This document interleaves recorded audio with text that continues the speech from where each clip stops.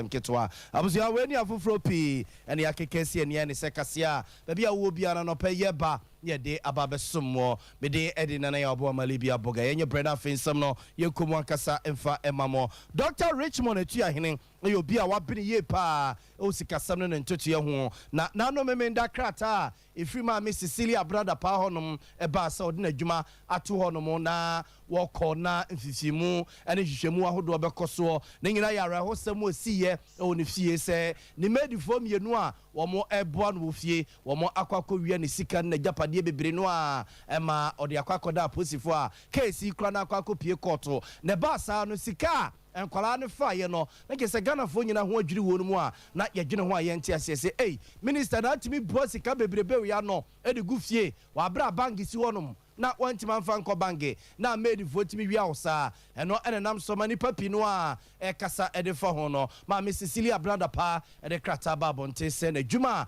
o yes sanitation minister no o de to honum na eye enyumeku ahodo a wo mo ehwehwe nsem ne ade no mo nya adaje na nsem no mo de wo mo ne ade akiri eno na opani Richmond etu ahine akire se e wo msa ma me ne ade na djuma to honum de na so se koba se dachi bi wo tu kwan a kwasibro ne ka bibi se money laundering obenya ho asempa e wo titru ene Europe amamai no a ebi adachi be na adwene se wo tu kwan e de akohonum Ghana fapem dwumadie so na ye ne di sankomo we a o de nsem we tu yenim Free now and no SMC, so could a passport be on from Europe and now America, baby, and now Germany, because a idea almost a pie,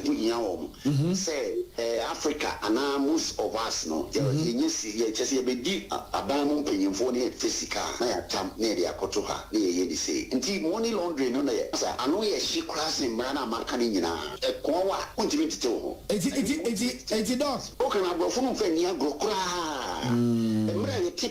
Your friend be your friend you're politically exposed. Your friend when power making once a ministers no when you're from politically exposed. Now your friend be suspicious transaction. Sadina no a suspicious transaction. Unya no hin, ofa no hin, unya juma be na ye. O de na o je unya sa scan proof ye. It is a scan se bia anka isika papa anka me fi se bia wo de be kwa to bank. But do go banka masa interview ni delegate ade be ye wo. Untimi nya ho hwe. Nti aya asem kese CSC fun pass the Canada money laundering the act in the ano she papa nti hunya ho tete sanko eno de se Ghana for cry no watra that chi ebe ano papa for way Dr. Richmond etu ahene a wabene ye pa o sika semene ne ntutu ye ho ne yete ne kan we mra ne ne din komo de afade asie sema me Cecilia brother pa ne made for me no omobo na ofie omo akwakọ wi ne sika ne japade bebre no a $1 million 300,000 euro ene chese komuade gold chese ne ma bebre ena wono masesa ase ne mo kase asem no ewo aposifo nsem a wono ma wo sokrade akwakọ gina koto a ehwe ne mo so don for ya domo a August boso me ne de toso enan court be frasem no mo akwakotena so ne isan se ye kasa eni dede ba ho nti no ma me Cecilia brother pa ekrese wodna dwuma eto honum na hwehwemu bi esafata bia no etimi akona akwakosi ase na akwese bia na dwuma o ye se minister of sanitation no amanfo bi kra dia ba be forfor ho ye to akase no so ba mo ne informo enko mampani na nadu dan kwakufu na tena ye si adam o kase mampani na nadu dan kwakufu do ewo eye na no na ochetwa mu ne yere to manim se mampani afi o mayi mu a be na wochi mu ade okwakodi ewo amanfo amama so hyase e de free Portugal abonte so e de Portugal mampani kokosia ekokodi nkomo pinu a ne nyina eye se be no my Ghana ye ne Portugal mine ya yonkofa ene nkita hudie be hyemu kina amana konanim nti ene nam so mampani na nadu dan kwakufa do tu na mo anomo no ekọ eye Portugal abonte so na ofri ho no mo no a nani echre eye Italy abonten so ene Italy omoma nsoafo pani ekokosia kodi nkomo pinu a na ankoe mampani na nadu dan kwakufu ado enko bibre mama mampani fo pinu a esoso ekoi ene Italy man nsoafo pani ekokosia ekodi di nkoma na mampani eto aso no ene odnani echre Rome abonten so ema popu kron mampani na nadu dan kwakufu ado ne ekokosia ye ekodi di nkoma na Pope Francis mampani na Dankwa Kufado ene ne kochia no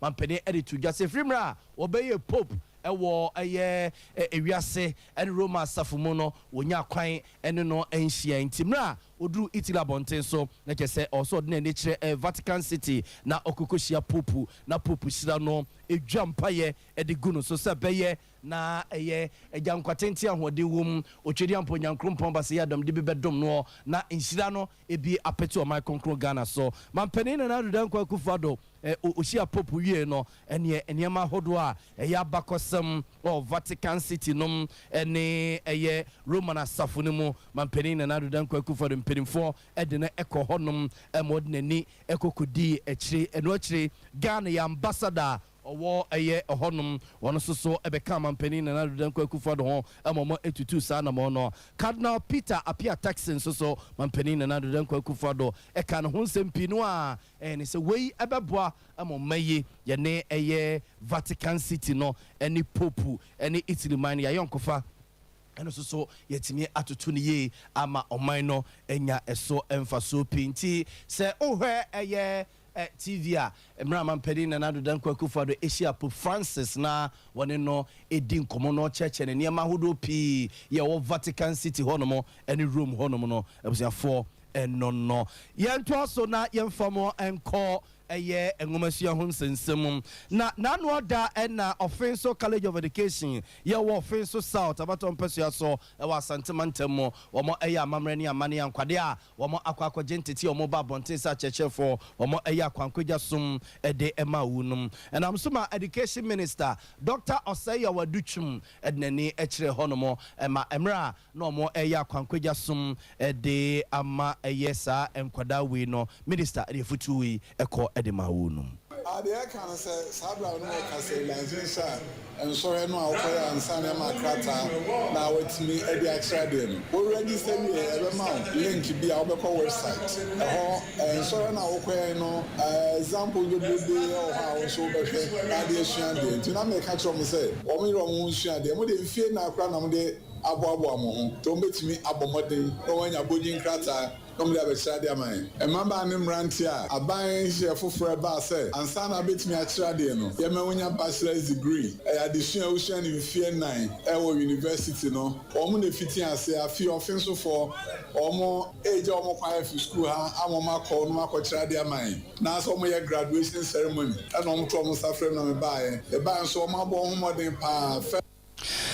For Education Minister Dr. Osaya Waduchum yetene nka no saso yemrasebe geni o wemrasebe gefiem e ma de shomo bosomche abato empesua sonti Offenso College of Education enkoda wono akwaje ntete aha degree for no ya omo ba bonti aba be kira de we eye record of school na ye an Education Minister wo kasa de afa ho no na very Reverend Dr. Joseph Inti Asamoah ya oye principal at the school na no eso edin sem sei eto nsentwefo anim adi nyina bom ofra no adisia timigiri ye se ahanso akoye bia eye asori college methodist for ti ye koso ase edi nyamsuro ene tete pa ene abrabo pa so hye mofra no migiri ye se sa nema we nyina ka na ene nyamya ya duma college ne tumi etumpo na omanyasa abosobodi a nyina mbeka ho ede ma we to ma ka kire o nyina se de tie de ama o di kan onkoli suban pa edi awo baby bia o moko o mo fe ni di nko na no o ho o ahyehyere foro na o ko to o mi kru nyina na de am so mu no o mo nkotra so o mo beko no o mo so de nkyerɛkyerɛ di mu amma mofra no school ho ene ya ye kan and some bebre koso school rape issues ne ma bebre ya tu onfo so o mo kono o mo hwe no o mo koye role models. I was going to wear your friends so College of Education and I was young for one more aya kwankweja sum de ama eye enkwada one more eba bontin ababe church de we a degree for be and na one more attitude no yen to so you so ademu ngoma so ho nsensem mo ye de mo e call Amstead Akenten apia minka University of Skills Training woduma atena ye na opening power na ye acting director of quality assurance e school honum Dr. Emmanuel Apia Kubi and odi adesre to abatan eni ahwefo anim se braso se mama ya no ye be se wonum nkran na technical and vocational education wo mo eni age ho etimi aboa amoman no etimi akonko de sanse metu dwabra na suapon no ye dwumedie sonko de amamrante mabawa na doc de sefutu we ma abatan ni nyina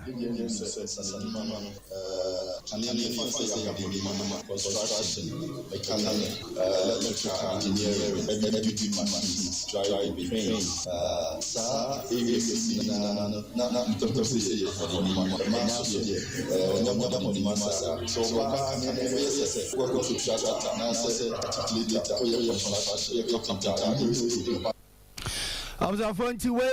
Dr. Emmanuel Apia Kubia, one day acting director of quality assurance wo Amstead na yetene kananoche yema me Juliana ohinewa amwakuchum ono soso moto nsafre ne so mekasa enchemrante ne mabawa no soso futu a wode emaye eni Global Affairs Canada na disikago ye chidom yetiane se efie mpinu ni eduonu na yesase eso confidenti nyama twentwene na asia nyame adom afei na nyama ekonanim wano yembota ye ne se ye bebode wuro ama amanse nyina te titiri ni amantemu miensa yetuesi ho se ye bema dwumedi na koso ewo mu ene enkran kumase ene sekendi takrade no se eni penyina benya ntie se emire wie du se ye so emase ye boa wo mo wo mu krai na wo ekoye enyuma mema na etaye no nye tumi ni wo mu ntumi nye anso ye ditu mu preko pese nyama bebre na esi wo mo kwan vie bebre twemu anso so no enam de wo boy so am ye hunu se senkofo ni no woni na esa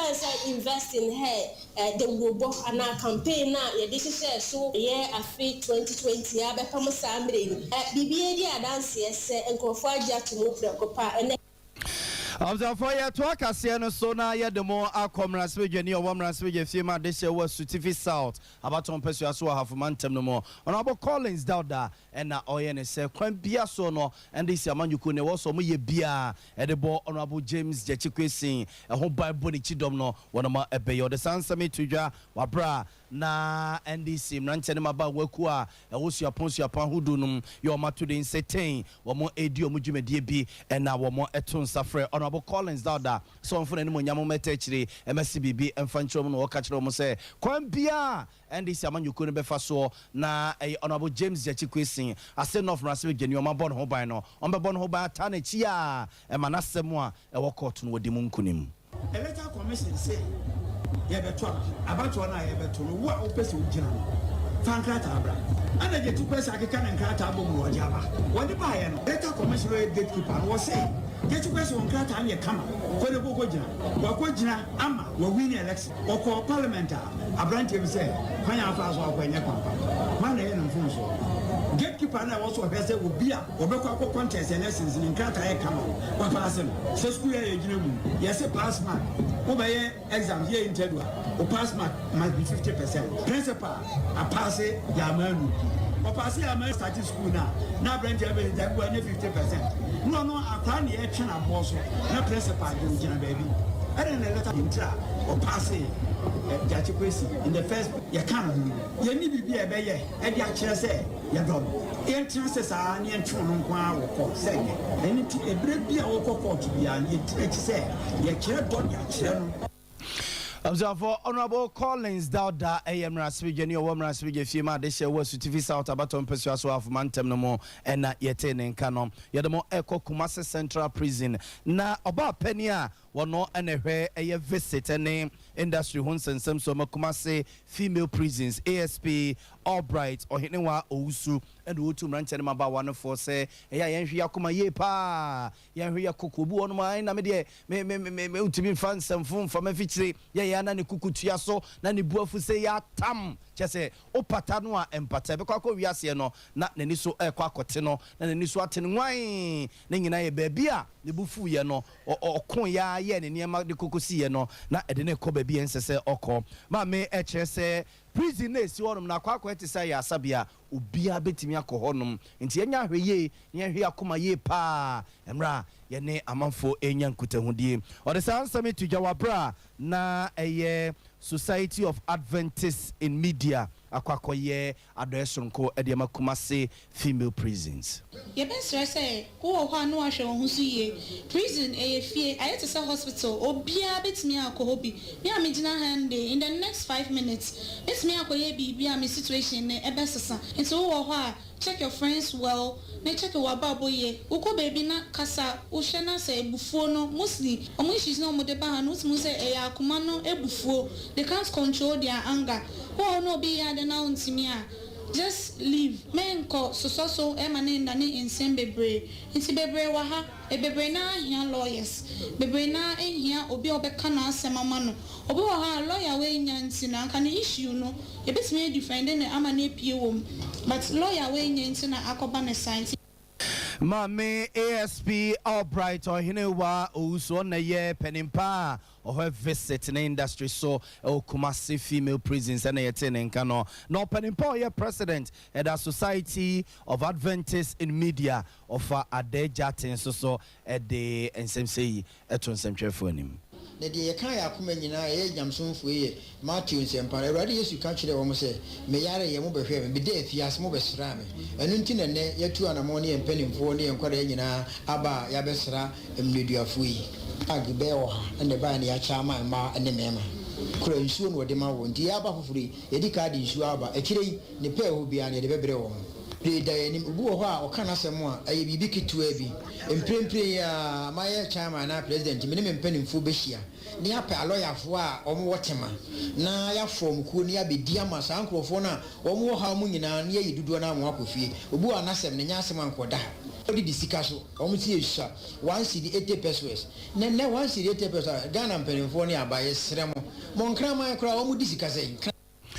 I was for way a father jatting and the attending cano yet was so na yedemo ako and some fufrumo. Now, no other number of speaker for no coyensis here, eco cogitu mu, say wa opes a would we or do any other dinner, found crata akoda interior ministry near my license na etimiku dia na ecocoda neno, and no penny bidia to just say, Sana monwa, Ganam speaker for a two no, see I'm for any near tree, yan share. Ani anti ani ahwa yet to one mosa na akwakoji ensem openi set asaribedi akon a senior a social development officer or a Asoka municipal assembly and on some performance some for edin command way and say baby akwako druse say no we no kra ye nyanyin tum no amanfo edua edifa eye intoso ase amanfo dua edifa eye banchi ase amanfo edua edifa ayoyo no ase ne ade ne yakwa akogya tum se amanfo nkonkodo yesi ye no kra ne omokọ akodo no wode tototo ba ko ne wo ho no de da ho a ensonso ye da ho se ade na akwa akoye besepa ne koni an ejis won hwe ne ya wu enti ahon be nya se de ani be de akire pa anyesa ye mrase gyafo aye no emfaso bie ne ho no mu a beba so de ama omoyo penny set asaribedi akonsem ni a development practitioner me gidi say ade bia ewo ne negative and ne positive na said na ye hwe say madunu no ebeboa de betumi aboa na emmoa say ye bema enforcement no anase monitoring aye kese ewo ho say strictly for commercial purposes say ye kotonwanye musika yempe an agency anase agency say wo dada no ye hwe say ombehwe so na ye hunu say we ye dua nipa na dua owia ye tini nyina na ye twa ni nyina na yakọ ne yakọ akoton ma ye nya ekwan entoto ho say nipa no wadua na ye gya no say wadua say esisi wa ono anhwe na ade say ba say onhwe na ade na say obi pese wonom na o ma no sika so chen de ye de koton na eno nso na akọ akofa o how e de aba for penny set asaribedi akon and yetene kano wa ye senior social development officer wa Asoka municipal assembly na we ye mra na for Garrison Central SDA Church or Bantama na omoye Children's Day and on this answer me to Jan opening pabia or wasafunum opening kwesi kwatin so yes already we na yakwa kwajatum si enkonkodoni nkukuduano on empedin for ya dwene ye kra ebia nchena oman no ebeji se bi wi dua se ye balance bi etim di edua wi e oman no mu no ye Christopher de na se de mimi di sikono nse emwa oman no if say ye hwe aman ahodo a omo legalize wi na etum se oman no emu ni pande wi omo ni yesitie no emwa kra Abuzia answa openi Madam Frema entry so de futu eko de ma ye maame nom se kanetete wonu ma wo ya na chese ntuman no otwagu dem no otwagu wardrobe mu no otwagu ne bag mu ne ade duku de boni ade no ene wo se abatan mfo musika enhwe enkwada ne sense ye de betoto ntoma ye de betoto ahode pia eso ni mfaso bia se me nuanom ma kakra ne se yaye awofoi e wo se ye mayi ni ko ye ma no ho titiri wo mo da achi se first no na ye nananom no si ye kodokoko omoda achinti ene nso asase no kura bi ni ho ye de akodokoko nti ye ma ene ye nda achi ye bibifoi de ye ma ne ye nda achi nti ya wo foi e wo se ye ma ye mafra ehu hia ye pa na ye ma wo mo abrabo ehu ehia ye wo mo ntitiye ehu hia ye ene eye aba nti mafufuo ni eto kokko ni eto obi ba hu da so wo hwe obi ba suku atade odi ko suku kra na ora ho